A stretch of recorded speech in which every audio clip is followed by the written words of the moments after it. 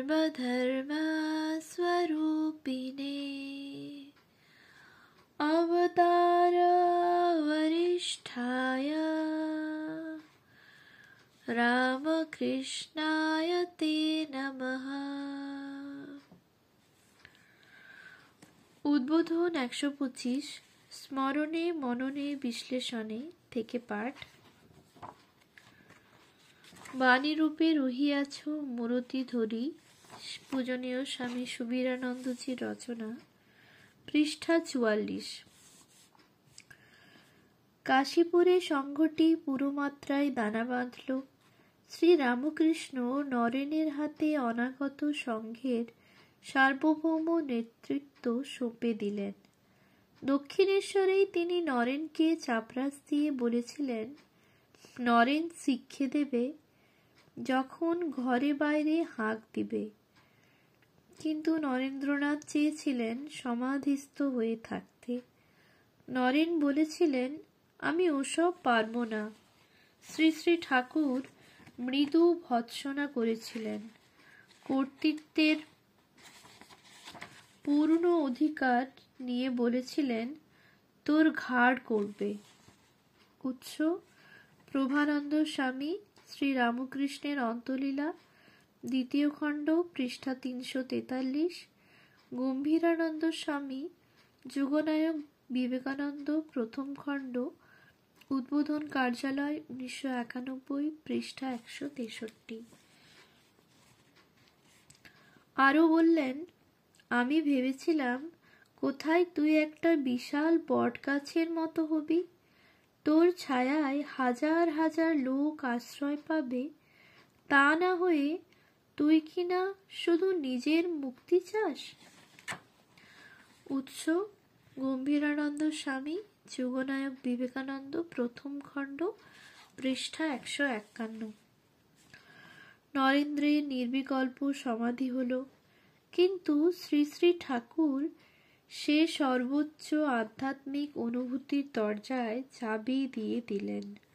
বললেন, যখন আমার কাজ শেষ হবে তখন আবার চাবি খুলব। উৎস প্রভানন্দ স্বামী শ্রীরামকৃষ্ণের অন্তর্লীলা, দ্বিতীয় খণ্ড, পৃষ্ঠা ২৯৭। কল্পতরু শ্রীরামকৃষ্ণ নিপুণ শিল্পীর মতো আরও একটি কাজ করে গেলেন। ১২ জনকে গেরুয়া দান করে ভাবী রামকৃষ্ণ সংঘের ভিত্তি স্থাপন করে গেলেন অনাগত কালের জন্য। নরেন্দ্রের হাতে এই নবীন সন্ন্যাসীদের সঁপে দিয়ে গেলেন। পরবর্তীকালে যারা এসেছেন, আমরা যারা এসেছি, ভাবিকালে যারা আসবেন, তাদের কাছে সাক্ষাৎ কল্পতরু হয়ে রয়ে গেল শ্রীজীর স্থূল শরীর রূপ এই রামকৃষ্ণ সংঘ। মহাসমাধির দিন কয়েক আগে শ্রীরামকৃষ্ণ হাটে হাঁড়ি ভেঙে দিলেন। ঠাকুর বিছানায় শুয়ে আছেন, পায়ের কাছে নরেন্দ্রনাথ বসে আছেন। ভাবছেন, এই যন্ত্রণার মধ্যে তিনি যদি বলেন যে আমি সেই ঈশ্বরের অবতার, তাহলে তিনি বিশ্বাস করবেন তিনি ভগবান। চকিতের মধ্যে ঠাকুর বলছেন, যে রাম, যে কৃষ্ণ, সেই ইদানিং এই শরীরে রামকৃষ্ণ, তোর বেদান্তের দিক দিয়ে নয়। উৎস প্রভানন্দ স্বামী শ্রীরামকৃষ্ণের অন্তর্লীলা, দ্বিতীয় খণ্ড, পৃষ্ঠা ৩১৫। যিনি নিত্য শুদ্ধ বুদ্ধ মুক্ত, তিনি নিজের কোনো প্রয়োজন না থাকা সত্ত্বেও কেবলমাত্র দুঃখ জর্জর মানুষের প্রতি অনুকম্পাবশত ভক্ত জ্ঞানী কর্মযোগীর জন্য মানুষের রূপ ধরে শ্রীরামকৃষ্ণ রূপে পৃথিবীতে অবতীর্ণ হয়েছেন। নরেনের সংশয় কেটে গেল। নরেনের নিশ্চয়াত্মিকা বুদ্ধি হল। শ্রীরামকৃষ্ণ অবতার, এবং শুধু অবতারই নন, অবতারের বাবা। অর্থাৎ অবতারের সৃষ্টি হয় যে সত্তা থেকে, শ্রীরামকৃষ্ণ হলেন সেই অনাদি অনন্ত ত্রিকালের অধীশ্বর, অবিকারী একমাত্র সত্তা, one without a second. Swamiji Tarak মহারাজকে স্বামী শিবানন্দজিকে লিখেছিলেন, ভায়া, রামকৃষ্ণ পরমহংস যে ভগবানের বাবা তাতে আমার সন্দেহ মাত্র নাই। উৎস বিবেকানন্দ স্বামী পত্রাবলী, উদ্বোধন কার্যালয়, কলকাতা, 1977, পৃষ্ঠা 255। একদিন দুপুরে ঠাকুর বলরামবাবুর বাড়ির দোতলার হলঘরে দক্ষিণ দিকে মাথা করে শুয়ে আছেন। নরেন্দ্রনাথ একটু দূরে দক্ষিণ দিকে মাথা করে পূর্ব দিকের দেওয়ালমুখী হয়ে ঠাকুরের দিকে পিছন ফিরে শুয়েছেন। ঠাকুর হামাগুড়ি দিতে দিতে তার কাছে এসে তাকে আস্তে আস্তে স্পর্শ করছেন। হঠাৎ চমক লেগে নরেন্দ্রনাথের ঘুম ভেঙে গেল। চিৎকার করে বললেন, lo, the man is entering into me. দেখো, লোকটা আমার মধ্যে ঢুকে যাচ্ছে। সেই শুনে ঠাকুর হাসতে হাসতে বললেন, শালা, মনে করেছ তোমার কিড়ির মিড়ির ইংরেজি বুলি বুঝি না? তুমি বলছো আমি তোমার ভিতর ঢুকে যাচ্ছি? উৎস পূর্ণাত্মানন্দ স্বামী, সম্পাদনায় স্মৃতির আলোয় স্বামীজি, উদ্বোধন কার্যালয়, কলকাতা, 1990, পৃষ্ঠা 250। মহাসমাধির কয়েকদিন আগে ঠাকুর নরেন্দ্রনাথকে একাকী তাঁর কাছে ডাকলেন ও সামনে বসিয়ে তাঁর দিকে এক দৃষ্টে চেয়ে সমাধিস্থ হয়ে পড়লেন। ঠিক তখনই নরেন্দ্রনাথ অনুভব করলেন ঠাকুরের শরীর থেকে একটা সূক্ষ্ম তেজ, ইলেকট্রিক শকের মতো কিছু একটা এসে তার শরীরে ঢুকছে। ক্রমে নরেন্দ্রনাথ বাহ্যজ্ঞান হারিয়ে আড়ষ্ট হয়ে গেলেন। কতক্ষণ এইভাবে ছিলেন তা তাঁর মনে পড়ে না। যখন বাহ্য চেতনা হলো তখন তিনি দেখলেন ঠাকুর কাঁদছেন। জিজ্ঞাসা করায় ঠাকুর সস্নেহে তাকে বললেন, আজ যথাসর্বস্ব তোকে দিয়ে ফকির হলুম। তুই এই শক্তিতে জগতের অনেক কাজ করে তবে ফিরে যাবি। উৎস প্রভানন্দ স্বামী, শ্রী রামকৃষ্ণের অন্তলীলা, 2য় খণ্ড, পৃষ্ঠা 314।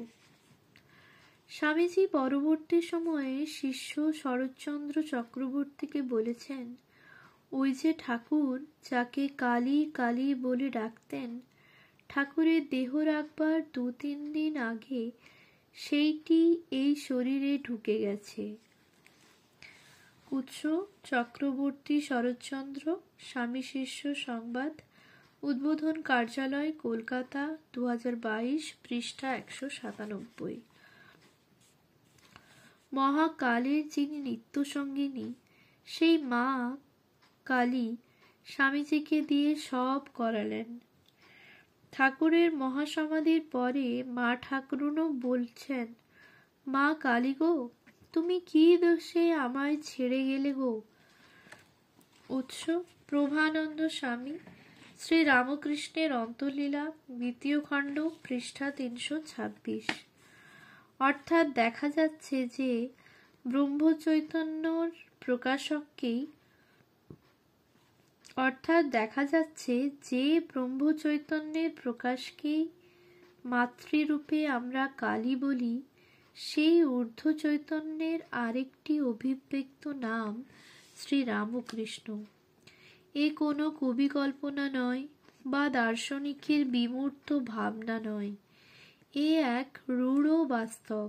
যে সত্তা ভবতারিণী রূপে দক্ষিণেশ্বরে আছেন, তিনিই অবতার বরিষ্ঠ হিসাবে এই মুহূর্তে বেলুড় মঠেও বিরাজ করছেন। শ্রী শ্রী ঠাকুর নরেনকে বলেছিলেন, তুই কাঁধে করে আমায় যেখানে নিয়ে যাবি আমি সেখানেই যাব ও থাকব। উৎস প্রভানন্দ স্বামী শ্রীরামকৃষ্ণের অন্তলীলা, 2য় খণ্ড, পৃষ্ঠা 315। স্বামীজি মহারাজ তার হৃদয়ের প্রভুকে বেলুড় মঠে প্রতিষ্ঠিত করেছিলেন। এভাবেই জিমৃত যুগ ঈশ্বরও এর স্থূল সূক্ষ্ম কারণ শরীর রূপে আবির্ভূত হল বেলুড় মঠ, অর্থাৎ রামকৃষ্ণ মঠ ও রামকৃষ্ণ মিশন। স্বামীজি ঋষি, স্বামীজি শিবাবতার, তাই তিনি বললেন, this Math Belur that we are building will harmonize all creeds, all standpoints, just as Sri Ramakrishna held highly liberal views. This mott too will be a center for propagating similar ideas. The blazing light of universal harmony that will emanate from here will flood the whole world. উৎস the complete works of Swami Vivekananda, volume 7, অদ্বৈতা Ashrama, Calcutta, 1986, page number 115.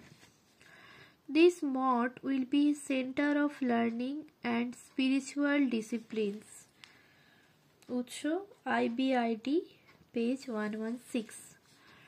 The spiritual impact that has come here to Belur will last 1500 years, and this will be a great university. Do not think I imagine it, I see it. উৎস reminiscence of Swami Vivekananda, অদ্বৈতা Ashram, Kolkata, 2012, page 429. সেই সমুদ্ধত আধ্যাত্মিক প্লাবন যা সারা পৃথিবীকে পরিপ্লাবিত করছে ও ভবিষ্যতেও করবে, তার ভরকেন্দ্র তথা স্নায়ুকেন্দ্র হল বেলুড় মঠ। এই মঠ 1500 বছর বহুজন হিতায় বহুজন সুখায় জগতের কল্যাণ সাধন করবে। আজ শ্রী রামকৃষ্ণের ভাবাদর্শ 50 শতক অর্থাৎ 5000 বছর মানব সভ্যতাকে আধ্যাত্মিকভাবে উদ্বুদ্ধ করবে, অনুপ্রাণিত করবে। মঠ যখন নীলাম্বরবাবুর বাগানবাড়িতে, তখন মাতা ঠাকুরানীর অদ্ভুত এক দর্শন হয়েছিল। দর্শনটি এরূপ: শ্রী রামকৃষ্ণ গঙ্গাবক্ষে আবির্ভূত হয়েছেন, সঙ্গে সঙ্গেই আবার তার ভাগবত তনু গঙ্গার সাথে মিলিয়ে গেল। আবির্ভূত হলেন স্বামীজি মহারাজ। তিনি জয় রামকৃষ্ণ উচ্চারণের সঙ্গে গঙ্গাবাড়ি ব্রহ্মবাড়ি সিঞ্চিত করলেন অগণিত তৃষিত মানুষের মস্তকে, আর সেই শান্তিবাড়ির স্পর্শে সবাই মুক্ত হয়ে গেল। শ্রী রামকৃষ্ণ বিবেকানন্দ এক অভিনব উপহার দিলেন মানব জাতিকে, মানব সমাজকে। সেই উপহারটি কি? সেই উপহারটি হলো এক নতুন মন্ত্র, আত্মান মোক্ষার্থং জগদ্ধিতায় চ। মানব জীবনের উদ্দেশ্য মোক্ষ লাভ অর্থাৎ স্বরূপ উপলব্ধি, তবে তার সাধন পথটি নতুন অর্থাৎ গতানুগতিক নয়। সেটি হচ্ছে যারা সবার পিছে সবার নিচে সব হারাদের মাঝে তাদের সেবা, তাদের পূজা।